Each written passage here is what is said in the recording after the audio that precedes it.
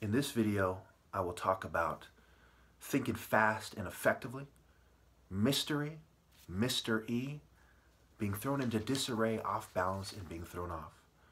One of the martial arts body types that is the most successful came as a result of we'll call it 300,000 years plus of martial arts combat and over 1,000,000 years of stone tools leading up to the modern humans, right, after the Homo erectus and so on. The Homo sapiens and the various versions of it, the Denisovans, the Peking man, just the straight up Homo sapien, and the Neanderthal, and there's other versions as well. Okay, so we think of Mr. E, right, the E. I've gone over this versus the A, the alpha. The E is basically the beta male. They're basically BE2, right, beta, okay, and they basically bait the alpha and so on. So tens of thousands of years of noticing cerebellum, amygdala, okay, the cortex, the primary motor area of the cortex, or the primary motor cortex, the hippocampus, the striatum, the thalamus, okay, I went over the processing and relaying sensory information in the thalamus, the hippocampus, memory and spatial awareness, the amygdala, emotions, memory and decision making, the striatum, learning, inhibition, and reward processing. So they've been noticing these things for 300,000 years, and certainly tens of thousands of years, as mankind started to get their game up, so to speak. I used the example of a student in grade school named Lincoln. He was tall, he was too tall, his brain was off, he was held back several grades, his speech, his critical thinking were off. But as he got older and he matured, he was able to think more effectively. So his body kind of outgrew his mind, and he had trouble with his motor functioning and his coordination, etc. But then he became an exceptional student later on. So, you know, coordination is part of intelligence and how much of your body you're coordinating, who, what, when, where, how, why. Okay, and there's different forms this takes place, and there is the presentation, right, acrobatics, there is bodybuilding, there's different ways that people express this coordination into varying degrees, and I would say sparring is the highest form of it. So when we look at, when I started emphasizing transferable skills and applying them in my life, and started, doing things in terms of food, right? At every turn, how I'd organize my my studies, my living quarters, and so on. That's when they increased the sabotage, and now I have trouble organizing my thoughts, and I'm in a state of confusion. And obviously, psychiatric medication is not the solution. These substances, these chemicals that affect and cause cognitive damage, neurological damage in various structures and regions of the brain, are the problem, okay? And I go as far as to say in life, people's drugs are sabotaged one way or another, and it is for the purpose of causing cognitive impairment, addiction, and creating psychotic behaviors. Weed by itself, when you go to the weed stores and so on, doesn't necessarily, and some of those people are not too, right? You're just as likely to be treated fairly when you think about it by the street dealer than you are by the person in the marijuana dispensary. Okay, and this goes back to endurance, stupor. There's wordplay around endurance. I'm going to skip that for now. Stupor and stupid, right? Over time, you do enough drugs, it makes you stupid. It puts you in a stupor. You're intoxicated, toxic, right? Toxicity. It's ironic that liberals that push substances talk about toxic masculinity. And of course, we know that the conservative kind of military, police, and so on, they turn a blind eye to it. They control it. They direct it at the black community. This was exposed in the San Jose Mercury News and other places as well. Thoroughly exposed. COINTELPRO, MKUltra. It's mainstream history, mainstream news. One measure of a person, in fact, is understanding and estimating the consequences of messing with another person, and it is shallow not to see it in terms of spirituality. So after 300,000 years, everyone should have hunting genes. Why aren't they that good at hunting and killing in martial arts combat and war combat naturally? Because we see the beta males and their unnatural direction that sprang up in like the last 1,000 years or so, the last 2,000 years, especially the last 1,000 years, there's beta male direction of society. Of course, it started to happen in ancient Egypt 3,000 years ago, 5,000 years ago, but it really started happening about 1,000 years ago, and we see when the firearms are applied and science is being used more than natural combat skills and transferable skills from hunting and so on and sparring. That's when we see the beta males really starting to take over, and it's kind of like the fox outsmarting the bear using technology or something. The fox kind of personality, right? Versus the leopard, who's more focused and more intelligent than the fox is, and obviously a greater hunter. So we look at people who say, hey, you suck at life. They're talking about it relative to the psychological, in a way that's relative to the psychological construct. And they are the ones who suck at natural life. They're beta male bitches. And then there's bullies, kind of knuckleheads, that help them out. I'm not saying that every big person is a knucklehead, but certainly a lot of them are knuckleheads. And a lot of these guys, not every short kind of scientist is a bitch, but certainly a lot of them are bitches. Okay. In fact, one consider my dad can be considered a neuroscientist, a bigger guy with heart, who over time they started working at him and trying to make him more assimilated to Western culture. And they succeeded to varying degrees at various points. All right, so Western culture is to be a control freak with a chip on your shoulder when it comes to the alpha male. Okay, and they're expressing masculinity through fast cars, jewelry, sometimes guns, right? You know, the pesky guy with a gun and so on. All right, so martial arts, you know, goes back to the flashlight cop and security guard. You see various attempts at expressing masculinity, which are laughable to the careful observer and certainly to the master Sun Temple, masculine spirit, Ra Temple martial artist. So martial artists accept being trained why other people refuse to accept. You know, it's the free will versus training, right? A martial artist accepts being trained by other martial artists, and at the highest level by God or by the continuity of a group or his ancestors or some intangible heritage that is passed on to him, okay, that he sees himself as the highest point of. Okay, this is also why it is important for me to avoid being taught by them. Okay, and of course, since my martial art activity is all but ended, that's pretty much ended anyway, and I was successful in avoiding being indoctrinated and taught by them. So we look at the childish idea of love, puffy love, right?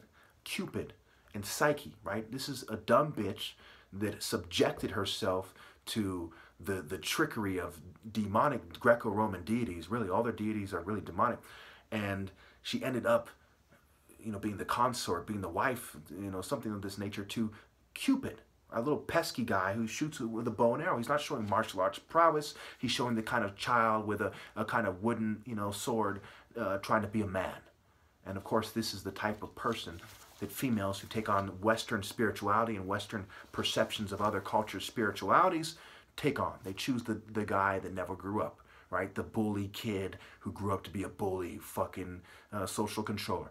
The pesky nerd, sissy with no heart who grew up to not have heart to conform to the corporate agenda. Okay? Cupid and Psyche, psychology, right? The study of, the order and the knowledge of psyche, which leads people to be psychos, because what is a child that never grew up, you know, trying to take on men and trying to order around men? He's a weird, psycho, pesky little bitch, whether he's big or small. Okay. Chest and illusion. They distract people away from the implications of their moving, right? They have a nice car and so on. They're distracting you from the deeper implications that they're this kind of sissy in the spirit of Cupid or some kind of sissy bitch type of person, okay, by having the nice car. We are the ones who have it together, not him. So again, in terms of reproduction, right? Always my videos are first and foremost concerned with the reproductive cycle in terms of heart. Right? Reproduction, heart, the martial arts order, the divine order, and the reproductive cycle. Obviously, this puts me at odds with pretty much every other person to some degree, because to some degree they're complicit with the opposition view or one of the opposition cultures. Okay, martial arts, little Cupid presentation bitches, right? Look at my arrow. This also impressed itself upon martial arts. You had the Eastern and Western Roman Empire, the Byzantines, you know, Constantinople, and so on. So over time, this Cupid mentality, especially in the West, was impressed upon the martial arts we have. And certainly we see Dionysus in being impressed upon the Indians and the resulting kind of amalgamation, syncretism, and combination that we see with the forms of Buddhists we have that made them very much made these forms very much compatible with Western mental health activities and institutions. The arrow is effective in terms of being a syringe. His aim is like a kid, you know, like a cowboy mastering his six-shooter, right? It's not the same as a sophisticated, or rather a refined, spiritual martial artist with mind, body, and soul, but it's like a little kid who's mastering his six-shooter who just happens to convey and induce mind states in people that are conducive to this kind of immature, mainstream Western reproductive culture, you know. So the implications are that this person's a bitch when he's complicit, right? He has to resort to doing this to secure attractive women. It also implies that women are dumb bitches because they show an appalling inability to transcend and see through this process. And I've covered Mercury and other deities, you know, Dionysus, Pan, Bacchus, that are very key in this process, and the rape culture, and Mars, Poseidon, Zeus, Jupiter, and so on. All right, so when we talk about bipedal motion, I believe it's a locomotion, right? The two legs, the hind legs, and the movement, right? Animals are said to be restricted to certain movements, and human beings, part of the reason why we're smarter and we show it is that we have different movements, right? We hop, skip, jump, we dance, whereas they are limited to certain movements, and every generation they cultivate the same movements, okay? So in terms of martial arts, it is more than just how many movements can you do, it is how can you effectively apply them. Because in the martial arts setting, it is for combat. Human beings have been using their ability to move in various ways to apply them in natural combat. So if I can surgically strike you, it doesn't matter if you're a capoeira, you do taekwondo, it doesn't matter if you're a gymnast or what you do. Okay, I can strike you effectively in combat. And the gymnast is said to have trouble with her transferable skills when it comes to capoeira because she looks at the ground where the capoeira looks at his opponent. And this has implications on mental processes, brain structure, intelligence, cognition, coordination, balance, etc. The speed and precision striking refines brain structure, refines brain function and cognition, and certainly brain structure over time. We talk about supervision, right? To supervise someone, vision, how you see things, right? They're trying to supervise me and treat me like a child, and when I'm the one who has the supervision, the hawk eye, the falcon vision, etc. So when I was younger, I was reduced to trying to be like a Western conception of a gangster, instead of being in a martial arts society, because there were no martial arts societies. And certainly some house nigga scientists trying to explain African martial arts would have been something I would have picked up on real quickly. Hey, you're a geek. You are not Shaka Zulu, motherfucker. I'm out of here. You know, and that is the appropriate response to such despicable activity. No one should be teaching martial arts, really, when you think about it, but a pure pure Sun Temple African martial artist. Right? Everyone else teaches avoidance of responsibility. They don't order society with masculinity, but they're complicit with the kind of ganging up on the alpha males, with the masses of beta males to control how things work and how they play out.